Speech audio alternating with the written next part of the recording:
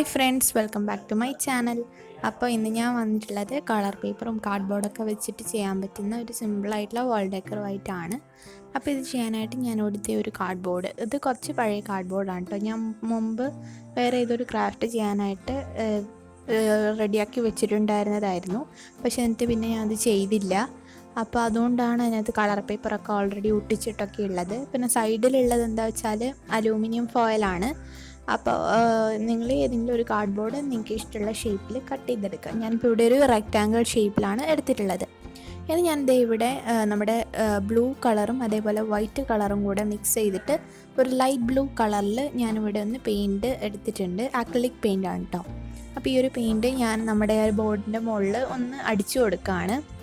എന്തിനാണെന്ന് വെച്ചിട്ടുണ്ടെങ്കിൽ എനിക്ക് ആ ഒരു ഓറഞ്ച് കളറ് അങ്ങനെ ഒരു നല്ല കളറായിട്ട് തോന്നിയില്ല. ഞാൻ ഇപ്പോൾ ചെയ്യുന്ന ഈ ഒരു തീമിന് ഓറഞ്ച് കളറ് അത്ര നല്ലതായിരിക്കില്ല. അപ്പോൾ അതുകൊണ്ട് ഞാനിവിടെ ഒരു ആകാശത്തിൻ്റെ കളറായിട്ടൊരു ലൈറ്റ് ബ്ലൂ കളർ കൊടുത്തിട്ടുണ്ട്. അപ്പോൾ നമുക്ക് ആ ഒരു പെയിൻറ്റ് ഒന്ന് നമ്മുടെ ആ ഒരു ബോർഡിൻ്റെ മുകളിലൊന്ന് അടിച്ചു കൊടുക്കാം. ഞാൻ എപ്പോഴും ചെയ്യാറുള്ളത് പോലെ ആദ്യം ബ്രഷ് വെച്ച് ചെയ്തു, എന്നിട്ട് പറ്റില്ല എന്ന് മനസ്സിലായപ്പോൾ ഇപ്പോൾ സ്പോഞ്ച് കൊണ്ട് ചെയ്യുകയാണ്.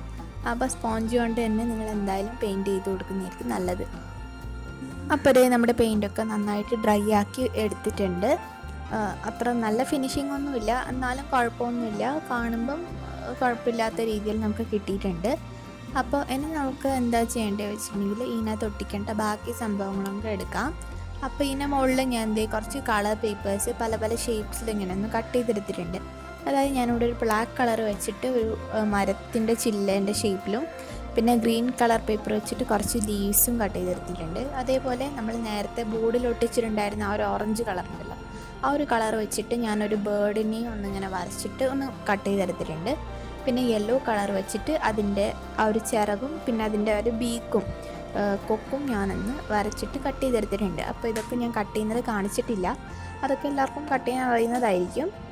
അപ്പോൾ ഞാൻ അതൊക്കെ ഒന്ന് കട്ട് ചെയ്തിട്ട് ആദ്യം ഒന്ന് വെച്ച് നോക്കുകയാണ് എങ്ങനെയാണ് വെക്കേണ്ടതെന്നുള്ളത്. എന്നിട്ട് നമ്മൾ അതൊന്ന് ഒട്ടിച്ചു കൊടുക്കാം.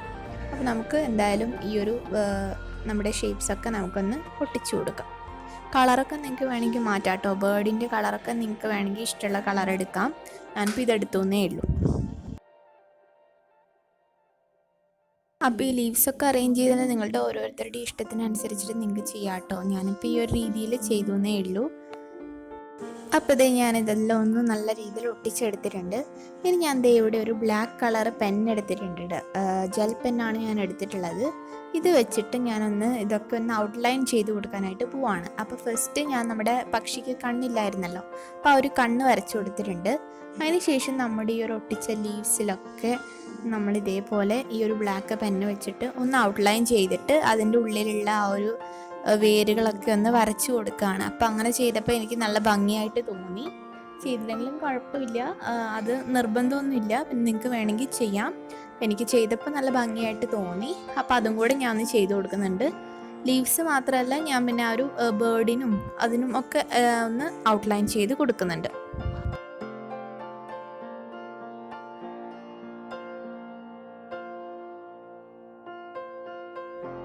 അപ്പോൾ ഞാൻ ഔട്ട്ലൈൻ ചെയ്തെടുത്തിട്ടുണ്ട്. ഇപ്പം ഞാൻ പറഞ്ഞ പോലെ നല്ല ഭംഗിയില്ലേ ഇപ്പോൾ കാണാനായിട്ട്. അപ്പോൾ ഇനി ഞാൻ എന്താ ചെയ്യുന്നതെന്ന് വെച്ചിട്ടുണ്ടെങ്കിൽ നമ്മുടെ ഈ ഒരു ബോർഡിൻ്റെ ആ ഒരു ബോർഡർ ഉണ്ടല്ലോ, ഒരു ബോർഡർ എനിക്ക് ആ ഒരു ലൈറ്റ് ബ്ലൂ തന്നെ കൊടുത്തിട്ട് അങ്ങനെ ഒരു നല്ല ഇതായിട്ട് തോന്നുന്നില്ല. അതുകൊണ്ട് ഞാൻ അവിടെ ഒരു വേറൊരു പെയിൻറ്റ് ചെയ്ത് കൊടുക്കുകയാണ്. അപ്പോൾ ഞാനിവിടെ റെഡ് കളറാണ് എടുത്തിട്ടുള്ളത്. അപ്പം നിങ്ങൾക്ക് ഇഷ്ടമുള്ള കളറ് അവിടെ നിങ്ങൾക്ക് കൊടുക്കാം. ഉള്ളിൽ ഞാനിപ്പോൾ ഇവിടെ ലൈറ്റ് ബ്ലൂ അടിച്ചത് കൊണ്ട് അതിനുമായിട്ട് മാച്ച് ആകുന്നത് പോലെ എനിക്ക് തോന്നി. റെഡ് അടിച്ചപ്പോൾ കുറച്ച് നല്ലവണ്ണം ഒന്ന് അട്രാക്റ്റ് ചെയ്ത് നിൽക്കുന്ന പോലെ എനിക്ക് തോന്നി. അപ്പോൾ ഞാനിവിടെ ആ ഒരു ബോർഡറിൽ മാത്രം ഒന്ന് റെഡ് പെയിൻറ്റ് കൊണ്ട് ഒന്ന് അടിച്ചു കൊടുക്കുന്നുണ്ട്.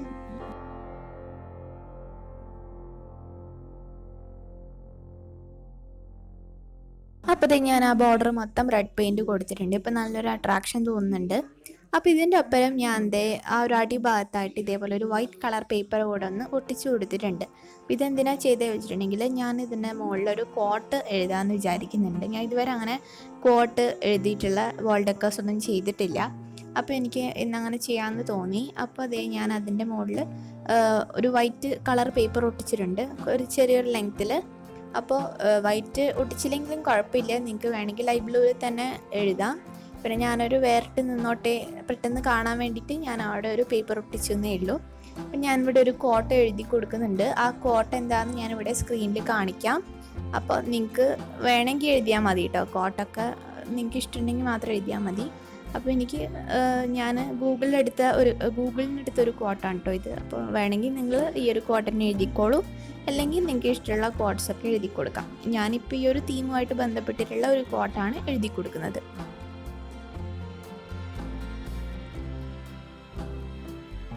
അപ്പോൾ അതേ നമ്മുടെ വേൾഡ് ഡെക്കറിൻ്റെ കംപ്ലീറ്റ് പണിയും കഴിഞ്ഞിട്ടുണ്ട്. അപ്പം നമുക്കിതിൻ്റെ ഫൈനൽ ലുക്ക് കാണാം.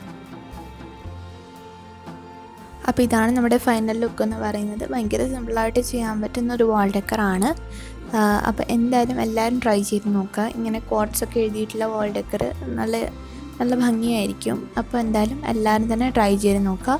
അപ്പോൾ ഇന്നത്തെ വീഡിയോ നിങ്ങൾക്ക് എല്ലാവർക്കും ഇഷ്ടമായിട്ടുണ്ടെന്ന് ഞാൻ വിചാരിക്കുന്നു. ഇഷ്ടമായിട്ടുണ്ടെങ്കിൽ വീഡിയോ ലൈക്ക് ചെയ്യുക.